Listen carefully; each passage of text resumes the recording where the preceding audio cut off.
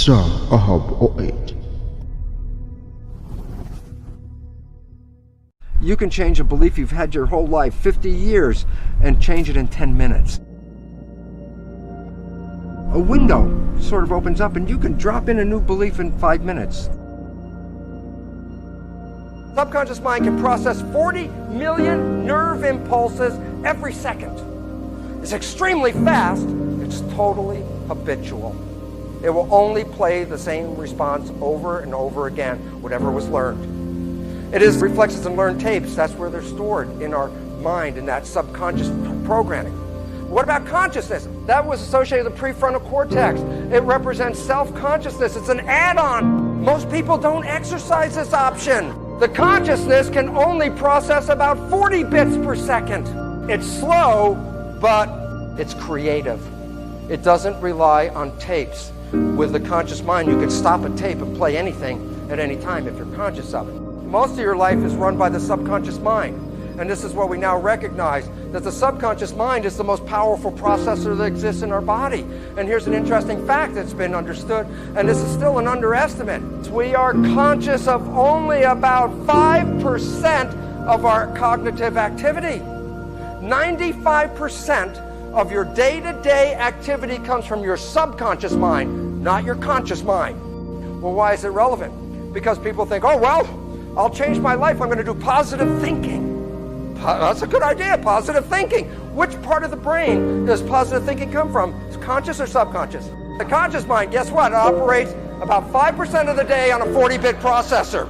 Then what's the rest of the stuff coming from? Experiential programs coming from the subconscious mind, operating 95% of the day with a 40 million bit processor. You tell me the power of positive thinking it will have on changing a tape in the subconscious mind. And here's where the problem comes from. And it's like, well, you can do it, but you have to use willpower. And I emphasize power, because the moment you take your eye off the ball, you immediately go back to the pre-programmed tape. Conscious mind is creative. The subconscious mind is a tape player. Why is it relevant? If I give you a cassette tape and say, go home with this tape, put it in your cassette player, play it, and then you go home, you push play, the tape is playing, and you say, oh my God, what a terrible program. You don't like this tape.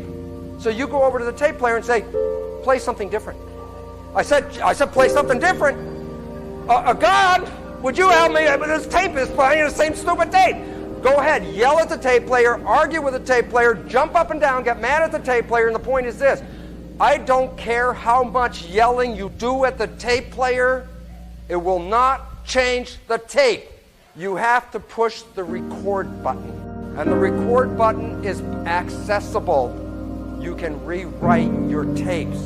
But if you just become conscious of your issues, you've never changed the tape. You go 10 years to the cognitive therapist, pay thousands of dollars. Yes, my mother did this to me, my father did this to me. Guess what? I know all of it. My life is still the same. Why? Awareness in the conscious mind does not transpose itself into a tape in the subconscious mind. But there are ways to change the program if you know how to push the record button. Number one is Buddhist mindfulness. And what that means is, if you are conscious and pay attention, then you don't play the tape. I bet everyone in this room has experienced a time in their life where you did this, and it was one of the most special periods of your entire life. It was the day that you met your special partner or the person you fell in love with. I bet you were happier and healthier than you ever were, even from the day before you met them. And I call this the honeymoon period. Why was your life and your honeymoon so beautiful? The day before you meet this person, how long did it take you to get dressed? 5 minutes, you put your clothes on, you're out. How long did it take you to eat your dinner? A few minutes, and then you wipe your face with your sleeve. But now, today, you meet your special love. You're going to go on a date. How long does it take you to get dressed? Be an hour or more. And then you go to dinner, and I bet you remember every rule of etiquette. You used the right fork and the right spoon. And you didn't talk with the food in your mouth. What was different that day than the day before? You watched yourself. You didn't let the automatic program play.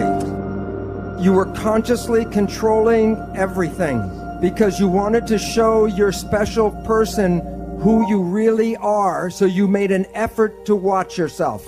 Time goes on, and then your life comes back in, and you start to get busy. And your mind starts to think about the job or the world or whatever it is. So while you're thinking with your conscious mind, then you're behaving with which mind? The subconscious mind. Whose programs are in the subconscious mind, yours or somebody else's? So your friend comes up and asks you a loving question, and your mind is thinking of something. And then you respond like your parent to them. And they look at you like, what kind of behavior is that? Did you see the response, yes or no? So you say, what are you talking about? And then the arguments begin. Because now you're communicating as a different person. You're not communicating with the person you believe you are in your conscious mind. So if you were the child in the store at 6 and you were told you do not deserve, and then you're on your job in a little tiny room doing a little job and you're thinking, I'm better than this, I should be running the company. And while they're thinking that, they're doing a job. Who's running the job? The subconscious. And what is the subconscious program? You do not deserve, so you make mistakes. Subconscious job is to create the reality of the program. So your life does not reflect what you want, it reflects the program you were given. So one way out is consciousness. Just be conscious and then you don't play the tape. A second way out, clinical hypnotherapy. Because that puts you back in the same brain state that you were in the learning period. And then you can put a new program and rewrite the tape. Third way, which is some people get it and it's very powerful, but I wouldn't recommend it, is tremendous emotional shock. Something happens in your life and it's so dramatic that after that moment, you're not going to be the same person. The subconscious got it right there. After you're 7, how do you learn? Habituation. How'd you learn the ABCs or the times table?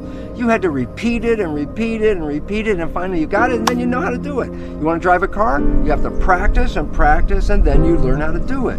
Create a habit. And at first it seems like a struggle because it's new to the subconscious mind, but hey, you didn't learn ABCD the first time you said it. But after you do it for a repetition period, it will be so natural that if you're not doing it, your subconscious mind go, hey, what's happening? We're not doing it. And the newer one and the better one is a whole new field of belief change modalities, which are also associated with what's called energy psychology.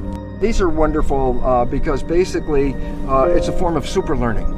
And what's neat about it, the conventional things like hypnosis or habituation, there's a time element that takes a long time. But these new belief change modalities, like a super learning experience, you can change a belief you've had your whole life, 50 years, and change it in 10 minutes.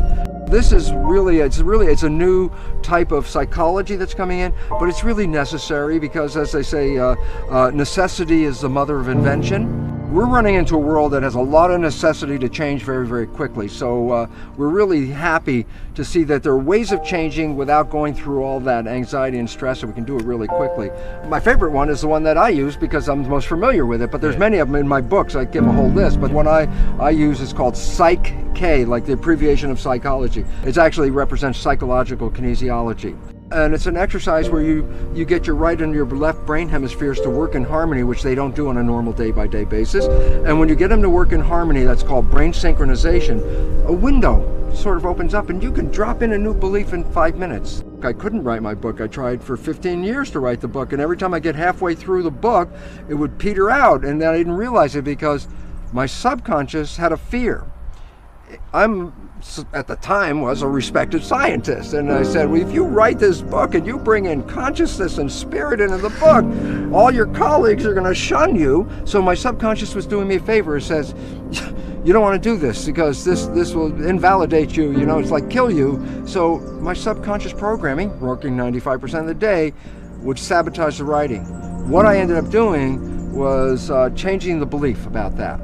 And then the book came out, it was just like, it just flowed right out. Conclusion for all of this that I'm giving you is simply this. What if you go into the subconscious mind and change the programs in the subconscious mind so they reflect the wishes and desires of your conscious mind? What would that mean? And I'll tell you what it means. You'll live in a honeymoon for every day of your life on this planet for a simple reason. Yeah. If my conscious mind with wishes and desires begins to wander and I default into the subconscious and is playing my wishes and desires, I never left the honeymoon.